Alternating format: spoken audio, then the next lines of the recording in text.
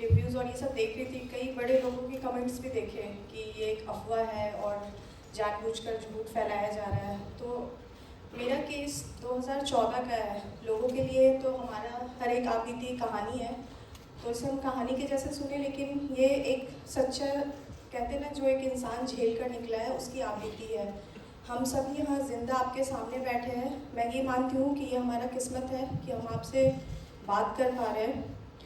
2014 में मैं national shooter हूँ और उस टाइम काफ़ी पिक पे था हमारा, परफॉर्मेंस कैंप चल रहे थे और मेरे साथ कुछ ऐसा हुआ था कि जिस इंसान से मैं मिली थी तो शूटिंग रेंज पे ही मेरी मुलाकात हुई थी और बहुत ही ऑफिसर रैंक बनकर वो लोग पहुँचे और जो मेरे शादी का रिश्ता आया था वो एक जज लेकर आए थे, जो उस इंसान को लेकर आए थे मेरे घर और परिवार से मिलाने।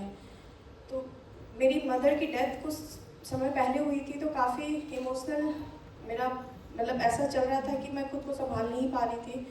पापा जी की तबीयत खराब थी, तो उन लोगों को ये चीज़ें बहुत अच्छे से पता है कि कौन सा इंसान किस टाइम पे, मतलब क्योंकि वो आपको एक ट्रैक करते हैं, तो उन्होंने वो मोमेंट कैच किया कि मैं बहुत इमोशनली वीक हूँ। और जो जज थे उन्होंने मुझे पापा जी के सामने ही कहा कि जो लड़का है उनकी सिर्फ माँ है, वो आपको बेटी बनकर पालेंगी।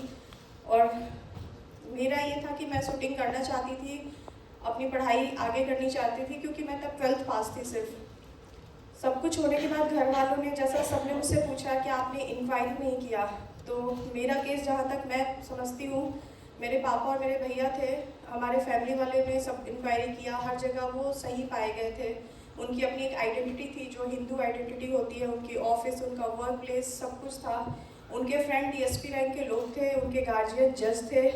तो ये अगर कहना है कि हमारी सिर्फ चूक है कि हम उनको पहचान नहीं पाए, तो मुझे लगता है कहीं ना कहीं ये गलत होगा, क्योंकि हम एक आम इंसान हैं। आज मैं आपके सामने खड़ी हूँ तो आप मुझे जानते हो कि मैं तारा शाहदेव हूँ, लेकिन एक ऐसे इंसान भी है जो मुझे वहाँ जाकर पता चला कि डबल आइडेंटिटी से लोग जीते हैं। जो उसका आइडेंटिटी मुझे शादी के बाद पता चला, जब विद इन कुछ महीनों के अंदर मेरा सगाई हुआ और रेड एंड ब्लू से मेरा विवाह हुआ था, हिंदू रीति रिवाज से, जैसे हमारे में होता है, बहुत धूमधाम से हुआ था। सब कुछ सही चल रहा था, लेकिन शादी जिस दिन हुआ, और लोकल थे, मैं रांची की रहने वाली हूँ, तो वहाँ पे ही उसका मतलब घर था, जो ससुराल तथाकथित कह सकते हैं उसे। तो मुझे वहाँ ले जाया गया और शादी से पहले हम सगाई के लिए उनके घर पे ही गए थे, क्योंकि उसकी मदर की सर्जरी हुई थी। तो वहाँ पे सारे जो हम हिंदू रीति रिवाज जानते हैं, हमारे घर में आप एंटर करोगे तो एक व्यू होता है हमारा, जैसे हम माता देवी देवताओं की पिक्चर्स, ओम स्वास्तिक, ये चीज़ें मतलब हम जो कॉमनली लगाते हैं, तो वो सारा व्यू था उसके घर पे। और 7 जुलाई को 2014 को मेरा शादी हुआ था। उसी रात मैं गई तो फिर उन लोगों ने मुझे कहा कि आप सो जाओ और हम लोग सुबह बात करते हैं। मुझे नहीं पता, खाना उन्होंने मुझे दिया, मैंने खाया। कई बहुत देर के बाद जब आँख खुली सुबह, मैं वापस रूम से जब बाहर आई तो वो घर ही नहीं लग रहा था। उस घर में मुझे आज भी याद है, मक्का मदीना का फ़ोटो, अल्लाह का वो सिंबल, मतलब मुझे लग रहा था पता नहीं मैं कहाँ आ गई हूँ। पहला दिन था मेरा वो, और मैं घबराई हुई उसकी माँ के पास गई कि ये सब क्या है। तो उसने बड़े ज़ोर से मुझे धक्का मार के बोला कि यही मेरा सच है और तुमको अब यही रहना है। मुझे आज भी वो पल याद कर कर ना ऐसा लगता है, आप सोच सकते हो कि कल रात मेरी शादी हुई और आज वो इंसान बोलता है कि मैं वो नहीं हूँ। तो फिर मैंने अपने फादर को, अपने भाई को कॉल करने की कोशिश की, पता नहीं मतलब समझा पाना भी मुश्किल था कि हो क्या रहा था। मैंने जज को भी फ़ोन किया जिसने वो रिश्ता कराया था, वो आया। मेरे फादर ब्रदर को उसने मना किया कि आपकी शादी तुरंत हुई है, पापा भैया घबरा जाएंगे, मैं आ रहा हूँ, आप मुझसे बात कीजिए। तो उसने ये कहा कि ये जनाब से मिले, ये हैं रकीबुल हसन, मतलब जिस इंसान से मेरी शादी हुई थी वो था रंजीत सिंह, लेकिन उस आदमी ने, वही जज जो मेरा रिश्ता लेके आया था, उसने कहा ये है रकीबुल हसन, आप इनसे मिलिए, और अगर आप चाहते हैं कि आपके लाइफ में सब सही चले तो हम जो बोल रहे हैं आप बस चुपचाप से करते रहो, हम आपके पापा भैया को कुछ नहीं करेंगे।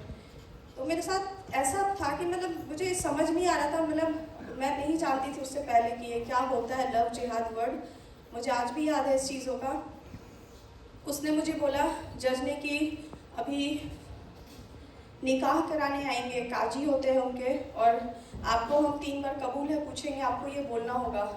तो मैंने फ़ोन अपना ढूंढा कि मुझे अपने पापा से बात करनी है, मुझे यहाँ नहीं रहना है। तो उसने बोला कि तुम्हारे भाई को हम झूठे रेप केस में फंसा देंगे और तुम्हारे पापा को हम आर्म्स एक्ट में फंसा देंगे। और उनके लिए बहुत बड़ी बात नहीं थी, क्योंकि जो मेरे सामने खड़ा था वो एक जज था, डीएसपी था जो मुझे धमकी दे रहा था, और हम एक नॉर्मल फैमिली के लोग थे जो ये सब से बहुत दूर थे, मतलब एक नॉर्मल ज़िंदगी थी हमारी। तो मैंने मतलब ऐसा था कि मैं भाग भी नहीं सकती थी, क्योंकि मैं भाग के जाती था अपने पापा और भैया के पास, जिनको वो पहले ही फंसाने की बात कर रहे थे। तो मैंने उनसे पूछा, आप चाहते क्या हो और क्यों कर रहे हो मेरे साथ? तो उन्होंने कहा कि हमारा बस एक ही मकसद है, तुम्हें जो हम कहें वो करना है, और आज से तुम सारा परवीन हो। मुझे आज भी याद है, उसने मेरा पूरा आइडेंटिटी ही बदल दिया।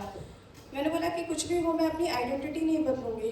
तो उन्होंने कहा कि ठीक है, आप पहले हमारी एक बात मानो, आप 3 बार कबूल है बोलो। लोग आए उसी के घर में, जैसे हमने मूवीज़ में देखा था ये सब चीज़ें, जो निकाह कराते हैं। वो जज आया, काजी आया, उसके कुछ लोग आए, एडवोकेट जनरल थे, मतलब कोई भी एक ऐसा आम आदमी वहाँ आसपास नहीं दिख रहा था जिसको हम कह सके कि हाँ मेरी मदद करो। जिस बूढ़ी बुजुर्ग जो माँ के नाम पे थी, वो मुझे धमकियाँ पे धमकियाँ दिए जा रही थी, और उसने कहा बस तुम आज कह लो, उसके बाद सब ठीक हो जाएगा। मैंने कहा 3 बार, उन्होंने कहा कबूल है कर दो, फिर मैं तुम्हारा पति हूँ, तुम्हारे हिसाब से तो मैं ही तुम्हारा पति, फिर मैं तुम्हें अपनी पत्नी मानूंगा। मैंने बोला ठीक है, आप 3 बार कबूल है करो। फिर उसने मुझे बोला आप साइन करो, आज से आप सारा परवीन हो। वहाँ से ये लड़ाई शुरू हुआ। मैंने उस जगह पे बोला, आपने ये कहा कि आप 3 बार कबूल है बोल दो, मुझे उससे कोई नहीं पता फर्क, क्योंकि मेरी शादी हुई है कल आपसे दुनिया के सामने। लेकिन उस आदमी ने वहाँ से, वो उनका शुरुआत था, जो मुझे लग रहा था कि शायद इसके बाद सब ठीक होगा। वहाँ पे मैंने मना कर दिया उनके वो निकाह वाले सर्टिफिकेट में सारा परवीन के नाम से साइन करने से। और वहाँ उन्होंने मुझे धमकी दिया कि हम तुम्हें कुछ समय देते हैं, अगर तुम चाहती हो तुम्हारे पापा जिंदा रहे, तुम सही सलामत रहो, वरना कहाँ बेच दी जाओगी। कान में आज भी वो आवाज़ सुनाई देता है, तुम पहली नहीं हो, तुम आखिरी भी नहीं हो, तुमसे पहले बहुत सी गई और बहुत सी और भी हैं जो इस रास्ते पे चल रही है। तब मुझे लग रहा था पता नहीं मैं कहाँ से कहाँ पहुँच गई हूँ। मतलब पेपर आता था न्यूज़ का, मुझे याद है उस टाइम इंटरनेशनल चैम्पियनशिप चल रहा था, लोग मेडल्स ले रहे थे और मैं वहाँ फंसी हुई थी। पापा जी का फ़ोन आया, अगले दिन वो मिलना चाहते थे, तो उन्होंने कहा कि नई शादी है, आप समय दो, वो लोग घूमने गए। ये चीज़ सिलसिला चलता रहा, मतलब कुछ दिन तक, जब तक उन्होंने बोला, मैंने बोला मुझे समय चाहिए, क्योंकि मैं खुद को समझाना चाहती थी कि मैं कैसे निकलूं। मुझे ऐसा था कि मैं नहीं चाहती थी कि मेरे पापा और भैया को मेरी वजह से कुछ हो जाए, या वो समाज जो हमें एक बार विदा करके भेज देता है, क्या वो ये सच जान के हमें एक्सेप्ट कर पाएगा। क्योंकि मैं जहाँ से आती हूँ, मैं एक राजपूत फैमिली से हूँ, तो मान सम्मान हमारे लिए बहुत इम्पोर्टेंट था। हमेशा से माँ ने बताया था सम्मान बहुत इम्पोर्टेंट है। तो उस इंसान ने एक झटके से थप्पड़ मारा कि तुम्हें जीना है तो तुम्हें वही करना होगा। मेरे लिए उसके बाद का टॉर्चर कोई मायने नहीं रखता था, क्योंकि मेरे लिए वो थप्पड़ बहुत था, क्योंकि वो वहाँ पे टूट गया था सब कुछ। तो मैंने उसी दिन डिसाइड किया कि चाहे ये जो भी इंसान है, मैं इसको छोड़ूंगी नहीं, और मैं ये सच को तो सामने लाऊंगी। मुझे सच में नहीं पता था कि मैं किस चीज़ की शिकार हुई हूँ। मैंने उस दिन से ये ठान लिया कि मैं किसी भी कीमत पे इस जज को, इस डीएसपी को, ये चाहे जितने पावरफुल हो, मेरे पास कुछ नहीं था, मैं एक 12वीं पास लड़की थी, ना ही मैं बहुत पैसे वाली थी कि मेरे पास पावर पोजीशन था, लेकिन एक बात था कि जो वो कर रहे थे वो गलत था और मुझे उस सच को लाना था। 40 दिन मैं उस दरिंदे के पास रही हूँ, हर दिन ये सोच कर कि कैसे मुझे ये मौका मिले और मैं वहाँ से बाहर निकल पाऊँ जिंदा। उसने मारा, कुत्ते से कटवाया, कई बार गलत काम करने की कोशिश किया भी। लोगों के पास उस मुस्लिम जज के घर ले जाया गया कि तुम्हें बीफ खाना है, ज़बरदस्ती हर एक चीज़ कर, जितना एक लड़की को आप तोड़ सकते हो उसने तोड़ा। मेरे पापा भी आए, उनको कहा गया कि हम बाहर घूमने गए हैं, मेरा फ़ोन इन लोगों ने छीन लिया। जब भी बात कराते थे स्पीकर ऑन करके, मुझे ये था कि मुझे मेरे पापा भैया भी सही सलामत चाहिए था और मुझे मेरा सम्मान वापस चाहिए। तो फिर उसका एक शेड्यूल था। ये ना एक नॉर्मल इंसिडेंट नहीं है जो हम सोचते हैं कि कोई एक वर्ग के लोग आ रहे हैं आपके जीवन को खराब कर रहे हैं। एक आतंकवादी लोग हैं। मैंने उस पर घर पे देखा था सैटेलाइट फ़ोन, जो हम आम आदमी नहीं देखते हैं, जो हमने मूवीज़ में देखा था। वो रात में वो फ़ोन्स निकालता था, कई फ़ोन, कई सिम्स चेंज कर करके, अलग अलग देश के उसके पैसे आते थे कैश। जब बेल बजता था पैसे का बैग भरा हुआ आता था। ये एक आम लोग नहीं है जो हम सोचते हैं कि नहीं, कोई एक लड़की थी जो प्यार के चक्कर में फंस गई और किसी मुसलमान के घर चली गई या शादी कर लिया। ये हमारे लिए सोच से बहुत परे है। बहुत ही सिस्टमेटिक वे में मेरे सामने कई लड़कियां उसके घर पे आई थी और वो बच्चियां वैसी थी जो 12th के बाद एक अच्छे कॉलेज में एडमिशन कराना चाहती थी, जिनको ये झांसा देते थे कि हम आपका एडमिशन करा देंगे। मतलब हर वो कमज़ोरी जो आपका है वो उन्होंने नस दबा रखा है उस चीज़ों का, और वो जानते हैं कि आप किस चीज़ों के लिए कमज़ोर हो और आप किस चीज़ों से उनके काबू में रह सकते हो। मेरे कमज़ोरी मेरे पापा और भैया थे। ये सब चीज़ों को देखकर बस मुझे इतना था कि मुझे उसके घर से ज़िंदा निकलना है। और प्रॉब्लम ये था कि वो इंसान जब भी फ्लाइट पे चढ़ता था, एक तो उसके पुलिस के बॉडीगार्ड थे जो फ्लैट के नीचे खड़े थे, जो मैं भाग नहीं सकती थी। मैं भाग के कहाँ जाती? पुलिस स्टेशन, जहाँ डीएसपी वाले रैंक के लोग खुद उसके घर सामने आते हैं, कोर्ट्स के पेपर, हाई कोर्ट के वो जज। ऐसा लगता था मैंने कोर्ट मेरे केस से पहले सिर्फ देखा था मूवीज़ में, वहाँ देखा कि कोर्ट में कैसे पेपर्स आते हैं, ये जजमेंट बोलता था एडवोकेट जनरल, वो साइन करता था जज। मतलब उन लोगों ने पूरे सिस्टम का एक तमाशा बना दिया। फिर डर लगता था ये सोच के कि भी मैं कहाँ जा रही हूँ लड़ने, मुझे जाना है पुलिस के पास, मुझे केस लड़ना होगा कोर्ट में। ये सब तो इसके घर में है ना, और कहते हैं बिस्तर में टिकते हैं ये लोग उसके। और फिर भी मुझे नहीं पता था मेरा अंत क्या होगा, लेकिन मैं वहाँ नहीं मरना चाहती थी। मैंने डिसाइड किया कि बस किसी भी कीमत पे मुझे बाहर निकल जाना है। एक काम वाली थी जिसने मुझे वो हिम्मत दिया है, आज भी मैं उसकी थैंकफुल हूँ, जिसने मुझे इतना हिम्मत दिया कि दीदी आप भाग जाओ, कहीं भी भाग जाओ। तो उसी लड़की ने, उसी काम वाली ने ही, मैंने उसको नंबर दिया था कि जब मैं कहूँगी तो मेरे पापा भैया को बोलना पुलिस लेकर आएंगे घर पे, क्योंकि मुझे पता था ये मुझे ऐसे तो कभी जाने नहीं देंगे। उस काम वाली ने ही मेरी मदद की। और एक दिन समय आया, क्योंकि उसके फ़्लाइट का टाइम जैसे हमें पता है, क्योंकि रांची की थी मैं, हमारा बहुत 2014 का टाइम है, बहुत ज़्यादा फ्लाइट नहीं चलते थे दिल्ली और कोलकाता की रात की फ़्लाइट। तो शायद उस दिन भगवान मेरे साथ थे। उस दिन रिंग हुआ बेल, तो मुझे मार कर बहुत ही बुरे कंडीशन में किया था, तो मुझे काम वाली उठाकर बाथरूम लाती ले जाती थी, क्योंकि मैं चलने के लायक भी नहीं थी उस टाइम। तो बेल बजा तो काम वाली क्योंकि मेरे साथ थी, तो उस आदमी ने खुद गेट खोला। तो जो भी वो इंसान था उसने कहा कि सर आज रात की आपकी फ़्लाइट कंफर्म है दिल्ली की। तो मुझे इतना पता था दिल्ली की फ़्लाइट मतलब लगभग 8 बजे की थी। मुझे लगा भगवान ने मुझे बस आज का समय दिया है, मुझे आज ही निकलना है, वरना मैं कभी ज़िंदा नहीं बच पाऊँ, क्योंकि मेरा हालत हर दिन बदतर होता जा रहा था। मैंने उसी समय काम वाली को, उसने ही पेन ला के भी दिया उसके रूम से, नंबर दिया कि मेरे भाई को बोलना 8 बजे वो आ जाए पुलिस लेके, अगर लेट हुआ तो भी ये मुझे मार देंगे, पहले होगा तो उसकी माँ उसे बता देगी और सारे लोग मुझे कैप्चर कर लेंगे और नहीं आने देंगे, ज़िंदा नहीं निकलने देंगे वो लोग। ऐसे ही हुआ। लेकिन पुलिस को भी मेरे पापा ने कंप्लेन शायद दिया, नाम सुनकर ही उन्होंने पहले तो हाँ ही नहीं भरा, बट फिर भी महिला पुलिस के साथ पापा ने भी, अब मेरे हैं कुछ नाना जी थे तो उन्होंने हेल्प किया। किसी भी तरीके से करते करते इन्होंने लेट कर दिया, 8:45 बजे तक शायद वो लोग पहुँचे, 8:45 या 9:15 का समय था। मैं जैसे पहुँची तो उसकी माँ का मुझे आज भी वर्ड याद है, लड़की भागने में कामयाब हो गई है, इसको रोको। उसने फट से जज को फ़ोन लगाया, पुलिस तो सामने खड़ी थी, मुझे आज भी याद है, एसआई था वो भी एक मुस्लिम ही था जो जेंट्स था, और एक मैम थी।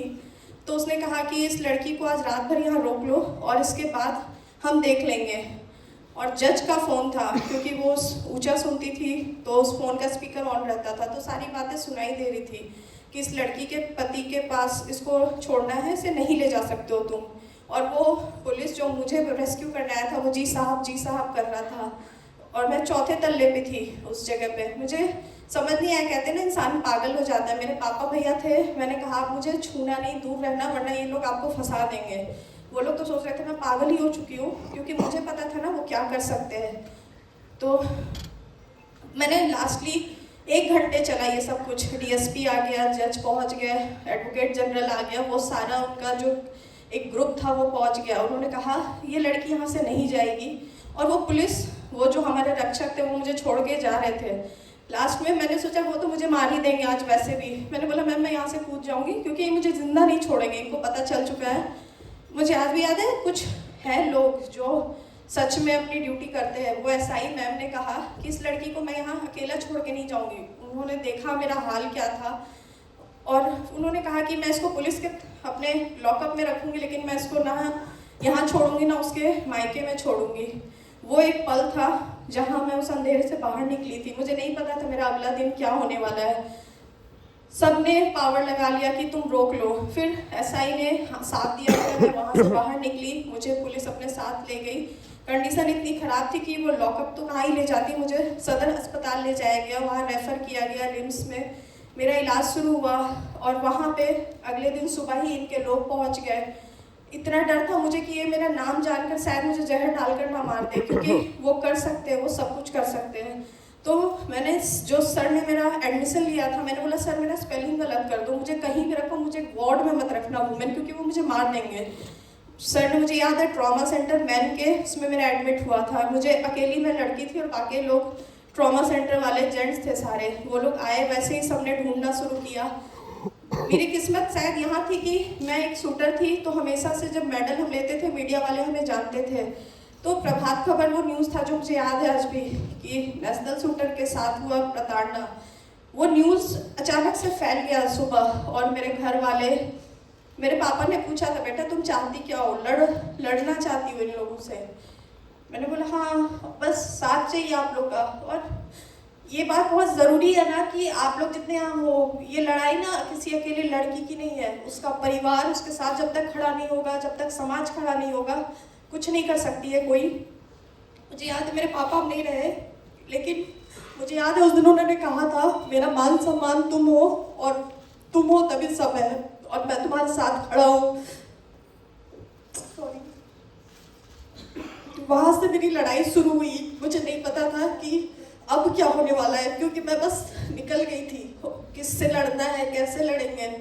2014 सितंबर में जब एफआईआर हुआ, उन लोगों ने मेरे केस को एक घरेलू प्रताड़ना का केस बना दिया कि पति ने पत्नी को थप्पड़ मारा। ये मेरा केस था ही नहीं। मैंने इसके लिए सीएम से मिलकर बात किया कि मुझे पुलिस पे यकीन नहीं है, क्योंकि मैंने पुलिस को ही, और हुआ भी ये, डीआईजी आए थे मेरे घर में मेरे पापा को धमकी देने कि अपनी बेटी को लेके कहीं चले जाओ और चाहते हो जिंदा रहे। तो पापा का वर्ड मुझे याद है, अगर मरना था तो तुम वहीं पे थी, वो ये लड़ने आई है तो हम लड़ेंगे। फिर वहाँ से हमने बहुत फाइट किया। मैं थैंकफुल हूँ हर उस संगठन, हर समाज के हर एक लोग के, मेरे परिवार का, जो लोग मेरे साथ नींव बन के खड़े रहे। हम लोगों ने 1 साल लगा था मेरे केस को सीबीआई का केस टेक ओवर करने में। जब सीबीआई मेरे केस को टेक ओवर कर आगे बढ़ी थी, क्योंकि मेरे पास सारा प्रूफ था, लेकिन कोई मानने को तैयार नहीं था। उस दरिंदे को पकड़ने के लिए रेस्क्यू टीम जो पुलिस की होती है, जो शायद अरेस्ट हो जाना चाहिए था, उसको उन्होंने 4 दिन का समय दिया कि वो सारा प्रूफ अपने घर से निकाल दे। हर एक चीज़ मीडिया के सामने था। और थैंक यू, हमेशा से मैं रहूँगी मेरे केस में। मीडिया नहीं होती तो शायद मैं जिंदा ही नहीं होती। मीडिया ने अपनी तरफ से हर एक न्यूज़ लाकर इतना प्रेशर बनाया उस दरिंदे को। यहीं, जबकि मैं रांची में थी, वो रांची में था, वो यहाँ दिल्ली हरियाणा के किसी बॉर्डर पे अरेस्ट किया गया था। मतलब इस लेवल पे जज के गाड़ी से वो भागा था, जो आज भी ऑन रिकॉर्ड है। तो कहानी ना, ये सिर्फ मैं बस इतना ही कहने आई हूँ कि ये एक लड़की या किसी एक परिवार की स्टोरी नहीं है। ये हर एक दिन, हर एक समय के साथ। अभी जब मैं पीछे खड़ी थी तो लोगों को मैंने देखा, सब अपनी कहानियाँ बता रहे हैं। हम जिसको कहानी कहते हैं वो हमारा लाइफ है। और वो जानते हैं कि हिंदू लड़कियां कमज़ोर यहाँ होती है कि हम जब समाज के पास जाते हैं तो उन्होंने कहते हैं तो तुम्हारी गलती है, तुमने ही गलत किया, तुम्हें ही पैसे वाला लड़का चाहिए था, तुम्हें कुछ, मतलब हम ही है। उसको पता था और उसने ये कहा था कि जाओ, तुम कहाँ जाओगी, मुंह नहीं दिखा पाओगी। मैंने देखा है लोग मुंह कवर करके आते हैं। मुझे उसने बुरखा के लिए बहुत टॉर्चर किया था। तो मैंने उस दिन कसम खाया था ये मेरे पहचान की लड़ाई है और मैं मुंह छिपा के तो कभी नहीं लड़ूंगी। और मैंने कभी भी अपने आप को कवर करके नहीं लड़ा, क्योंकि मरना तो वैसे भी है, किसी दिन भी मरेंगे, लेकिन ऐसे घुट के तो नहीं मर सकते। और फिर उसके बाद कंटिन्यू 9 साल लगे। सीबीआई ने केस लिया। सीबीआई के बाद मेरा 162 जो नॉर्मली केस में एक बार होता है, मेरे केस में 2 बार रजिस्टर किया गया। मुझे, जो आप कहते हो ना स्टेटमेंट रिकॉर्ड होता है एक विक्टिम का, कोर्ट में मुझे याद है 8 महीने मेरा पर डे बेसिस पे, सिर्फ ऑफ डेज हॉलीडेज छोड़कर, मुझे 9 बजे से लेके 1-1:30 बजे तक का कंटिन्यू मेरा चलता था क्वेश्चन। मतलब किस लेवल के लोगों ने नहीं चाहा कि हम टूट जाए या मेरा बयान बदल जाए या वो इंसिडेंट मैं भूल जाऊँ। हर एक पल, हर एक चीज़ आंखों के सामने था। तो जज ने स्टेटमेंट में भी लिखा 9 साल लगे हैं मुझे इस लड़ाई को लड़ने में। 2023 में मेरा जजमेंट आया, 23 नहीं 24 में, जिसमें जज ने ये माना और उसे दरिंदे को उम्र कैद का सज़ा मिला है और वो जज उसे 15 साल का सज़ा मिला और वो पूरी जो माँ कहती है उसे 10 साल का सज़ा मिला है। तो बस लड़ाई यहीं पे नहीं, आज भी वो बेल के लिए अप्लाई कर रहे हैं, हम लड़ रही लड़ाई बस शुरू है। अफसोस बस इतना है कि हमने इतना साबित किया कि ये हो रहा है, फिर भी ये चीज़ें हो रही है। मैं बहुत थैंकफुल हूँ सर की कि आप लोग जैसे लोग हैं जो ये चीज़ों को सामने ला रहे हैं, क्योंकि उनको पता था ना कि हम कभी इसको समझेंगे ही नहीं, ये हमारे लिए, इस दुनिया के लिए सिर्फ एक कहानी है। तो आप लोगों के सामने हम इसलिए आए हैं क्योंकि आप समझो हम जिंदा हैं और ये सच है। और ये कुछ लोग हैं, कहते हैं ना हमारे समाज में 2 तरीके के लोग हैं। एक वो स्तर के लोग हैं जो इसे छुपाने पे लगे हैं, क्योंकि मेरे ट्विटर में मैंने एक बुक देखा था कि लव जिहाद, एक फिक्सन करके एक बुक आया था, बहुत बड़े कोई हैं शशि थरूर जी, उन्होंने कमेंट दिया था। तो बहुत अफसोस की बात है कि वो जैसे लोग, और वो रवि क्या नाम है, कोई मीडिया में ही है, वो भी यही सेम बात कहा उसने कि ये सब एक झूठी कहानी है। तो मीडिया के भी कई लोग हैं जो 2 पार्ट में बढ़ चुके हैं। मतलब आप लोगों को, मैं हमसे ज़्यादा आप लोग जानते हो कि किस तरीके से लोग किस चीज़ों को गलत और गलत को सही करने पे लगे हैं। तो ये लड़ाई शुरू तो की है, अंतिम सांस तक मैं सर से यही कहा कि मेरा सौभाग्य है कि आपने मुझे याद किया कि मैं आप लोगों के सामने आ सकूं। आप लोग बस इतना है कि इन चीज़ों को एक पॉजिटिव व्यू में ले, ये एक सच है, ये कोई छलावा नहीं है। और वो लोग बहुत स्ट्रांगली इस चीज़ को लेकर बैठे हैं कि जब तक हम ये सब साबित करेंगे, वो लोग कितनी लड़कियाँ आज भी, अभी भी इस पल भी कोई लड़की उसकी शिकार हो रही होगी। तो बस मैं आप सबका धन्यवाद करूँगी जो आप यहाँ आए, आप लोगों ने सच सुना। सर आप लोगों को दिल से मैं प्रणाम करती हूँ और सभी का, जो समाज के लोग